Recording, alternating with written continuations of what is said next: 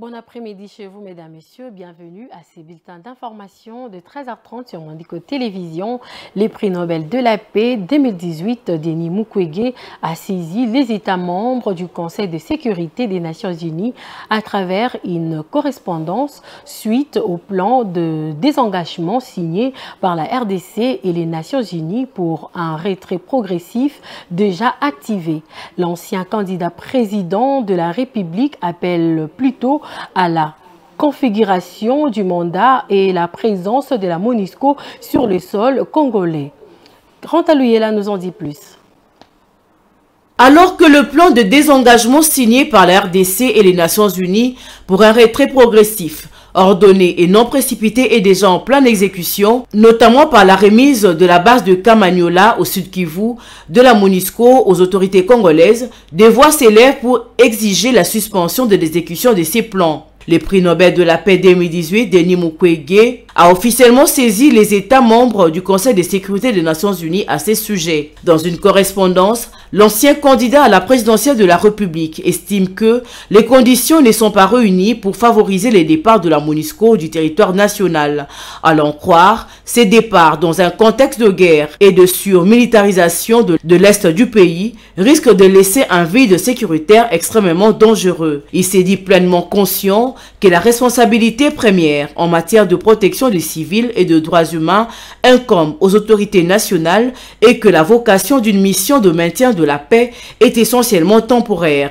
Il révèle que l'actuel régime n'a pas encore entamé une réforme profonde du secteur de la sécurité, incluant notamment l'assainissement de forces de défense et de sécurité et de services de renseignement. Face à cette situation, il appelle à la reconfiguration du mandat et de la présence de la MONUSCO, car il est impératif d'établir le lien entre la prévention des conflits, la justice transitionnelle, la consolidation de l'état de droit et l'instauration de la paix. Au mois de décembre de l'année dernière, le Conseil de sécurité de l'ONU a décidé de proroger pour un an jusqu'au 20 décembre 2024 le mandat de la MONUSCO, tout en décidant d'initier son retrait progressif, responsable et durable du pays. Le Conseil a décidé notamment que la MONUSCO retirera sa force de la province du Sud Kivu d'ici la fin avril 2024 et limitera son mandat aux provinces du Nord Kivu et de l'Ituri dès mai 2024 jusqu'à la fin de la période couverte par le mandat actuel. À un mois de l'installation du bureau provisoire de l'Assemblée provinciale de Kinshasa, le doyen d'âge Amos Mbokosso est accusé des détournements de 300 000 $ américains, frais alloués pour le fonctionnement de cette chambre délibérante jusqu'à l'installation du bureau définitif. Ces finances sont intraçables, à en croire la commission spéciale mise en place pour enquêter. Regardez.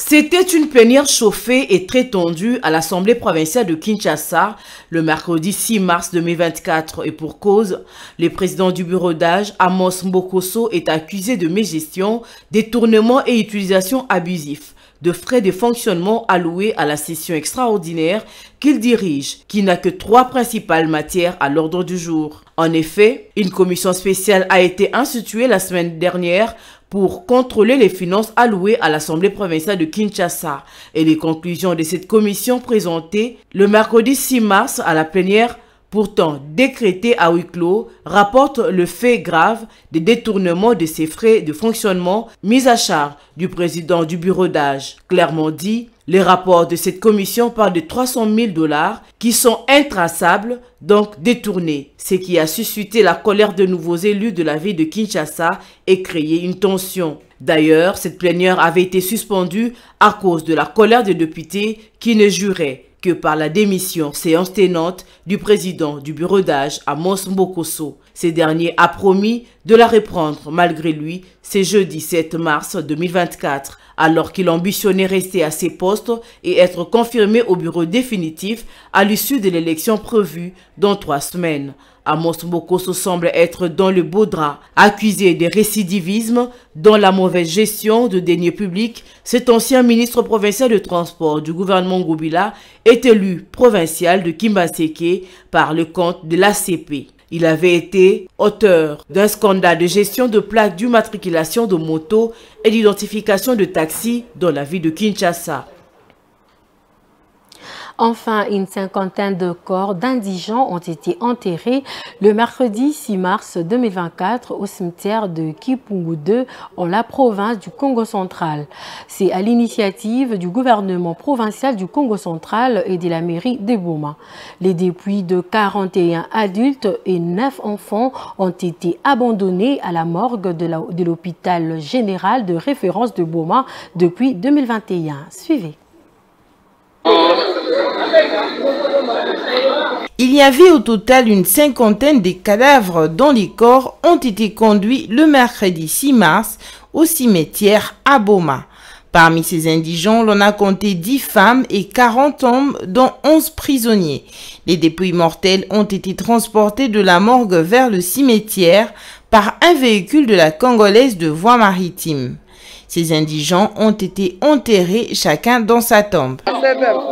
Les gouverneurs ont sorti tous les moyens pour les cercueils et autre chose. Il y a l'hôpital, la mairie, un peu la prison aussi.